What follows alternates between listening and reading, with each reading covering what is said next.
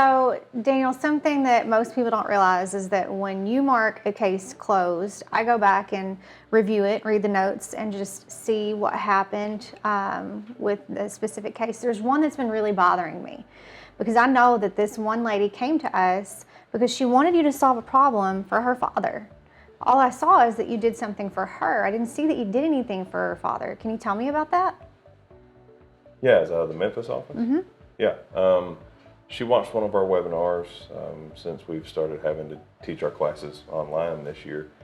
And her father was paying $14,000 a month for his in-home care. The problem with that, other than the obvious, is that his one goal in life was to build a nest egg and a legacy to leave to his two daughters, obviously she being one of them. Mm-hmm. And they were afraid that at $14,000 a month it was going to get eaten up, but she just couldn't bring herself to put him in a nursing home. And I think we can all understand that. When I took a look at it, I decided to bring in one of our CPAs to confirm what I was seeing. And that's one of the benefits of having a fully integrated professional network, is we can do that on any given case, and we do it on almost all of them. When we looked at the accounts and where the money was coming from for his care, they just didn't, like really nobody does, have an understanding of complex tax law, and much less the changes they've made to it this year that have been so fast and furious. They were paying for his care out of checking accounts, out of some CDs. They were paying for his care, bottom line, all out of after-tax accounts, while they were trying to preserve these big IRAs where he had invested his whole life to be inherited by them.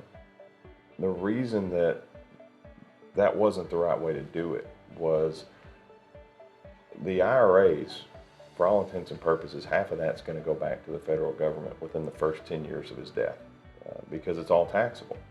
But if you spend the IRAs on healthcare expenses, in his case, almost everything he spends a month, that $14,000 a month, can be written off on his taxes. So 100% of it goes to use, whereas only half of it would go to use if he leaves it to the daughters.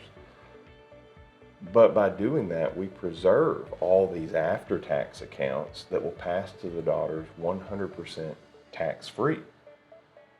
But to make sure that happened, and to guarantee that it happened, we also brought in one of our attorneys in the Memphis office and had them build a trust for the daughters, so that when the father passes away, those assets dump directly into the trust, and there's going to be much more there.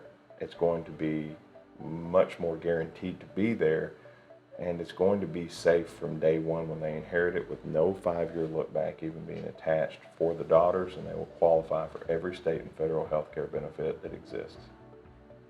But you don't see that because he's still alive. You wouldn't see that until he passes away and we go back to work. You know what? I love that. But I'd love it even better if you kept me filled in. Yes, ma'am.